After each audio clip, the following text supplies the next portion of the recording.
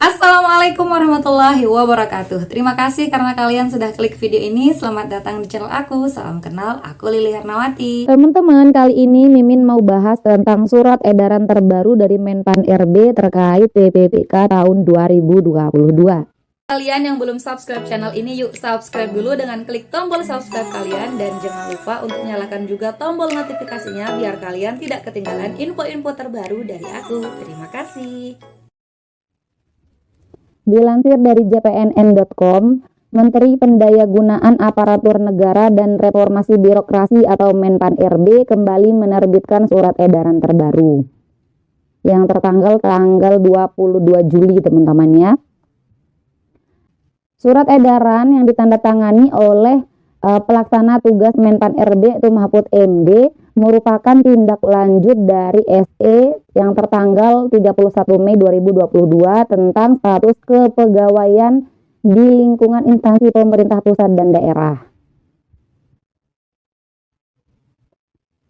Surat edaran Menpan RB 31 Mei itu mengimplementasikan peraturan pemerintah nomor 49 tahun 2018 tentang manajemen PPPK yang mewajibkan status kepegawaian di lingkungan instansi pemerintah terdiri dari dua jenis kepegawaian saja. Jadi ada dua jenis, yaitu PNS dan PPPK sampai tanggal 28 November tahun 2023. Mahfud MD dalam surat edaran yang tertanggal 22 Juli mengingatkan para pejabat pembina kepegawaian atau PPK bahwa sesuai PP nomor 49 tahun 2018, setiap instansi pemerintah harus melakukan penataan pegawai non-ASN di lingkungan instansi masing-masing untuk mewujudkan kejelasan status, karir, dan kesejahteraan honorer yang bersangkutan. Honorer yang telah bekerja di lingkungan instansi pemerintah sesuai dengan PP Manajemen PPPK pasal 99 ayat 2 menyebutkan bahwa pegawai non-ASN dalam jangka waktu paling lama 5 tahun bisa diangkat menjadi PPPK apabila memenuhi persyaratan sebagaimana diatur dalam PP ini.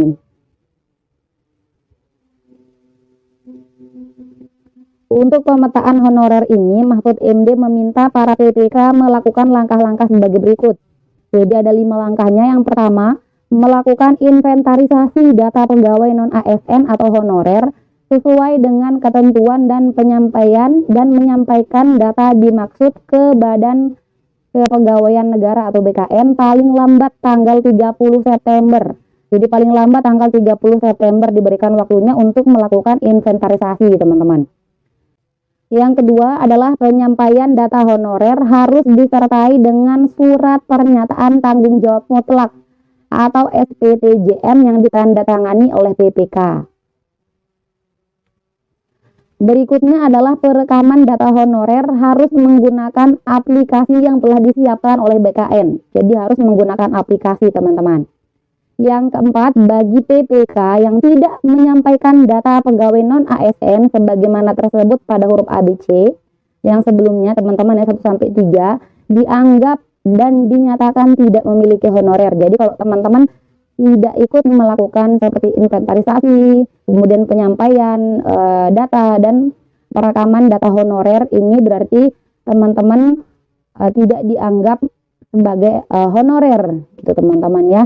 Jadi harus dilakukan langkah 1-3. Kemudian selanjutnya untuk kelancaran pemetaan data honorer agar para PPK berkoordinasi dengan BKN dalam pelaksanaannya. Nah, kemudian benar nggak sih surat ini? Nah, Deputi Bidang Sistem Informasi Kepegawaian atau BKN Suherman yang dihubungi oleh jpnn.com membenarkan soal surat edaran pendataan honorer tersebut.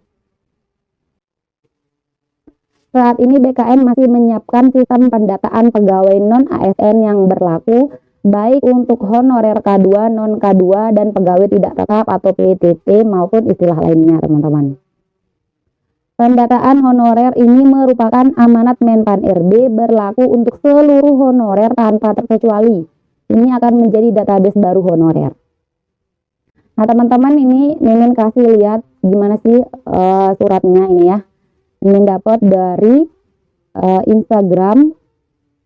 Seperti yang Mimin katakan tadi ya teman-teman ya, pegawai non PNS dalam jangka waktu paling lama 5 tahun sebagaimana dimaksud pada ayat 1 dapat diangkat menjadi PPPK apabila memenuhi persyaratan sebagaimana diatur dalam peraturan pemerintah ini. Oleh sebab itu, setiap pejabat membina kepegawaian agar melakukan pemetaan pegawai non-ASN di lingkungan instansi masing-masing, dan bagi yang memenuhi syarat dapat diikutsertakan atau diberikan kesempatan mengikuti seleksi calon PNS maupun PPK dengan ketentuan sebagai berikut. Syaratnya adalah yang pertama teman-teman, kita lihat lagi teman-teman ya. Syarat yang pertama adalah berstatus tenaga honorer kategori 2 atau THK 2 yang terdaftar dalam database Badan Kepegawaian Negara dan pegawai non-ASN yang telah bekerja pada instansi pemerintah.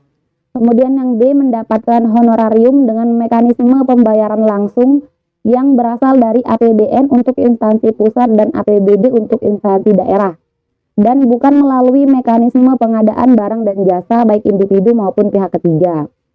Berikutnya diangkat paling rendah oleh pimpinan unit kerja, telah bekerja paling singkat 1 tahun pada tanggal 31 Desember 2021, kemudian berusia paling rendah 20 tahun, paling tinggi 56 tahun pada 31 Desember tahun 2021. Jadi ini syarat yang harus dipenuhi teman-teman ya.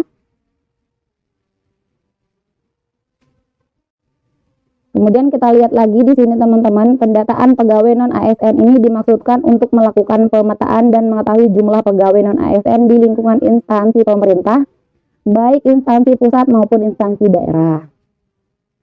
Untuk pemetaan tenaga non-ASN sebagaimana tersebut di atas diharapkan kepada para pejabat pembina kepegawaian untuk melakukan langkah-langkah. Nah, ini baru langkah-langkah yang tadi ya. Langkah-langkah yang tadi yang udah kita bahas. Yang pertama melakukan inventarisasi terakhir tanggal 30 September. Kemudian yang kedua penyampaian data pegawai non-ASN disertai dengan surat pernyataan tanggung jawab mutlak atau SPTJM yang ditandatangani oleh pejabat pembina kepegawaian. Kemudian yang selanjutnya perekaman data pegawai non-ASN harus menggunakan aplikasi dari BKN.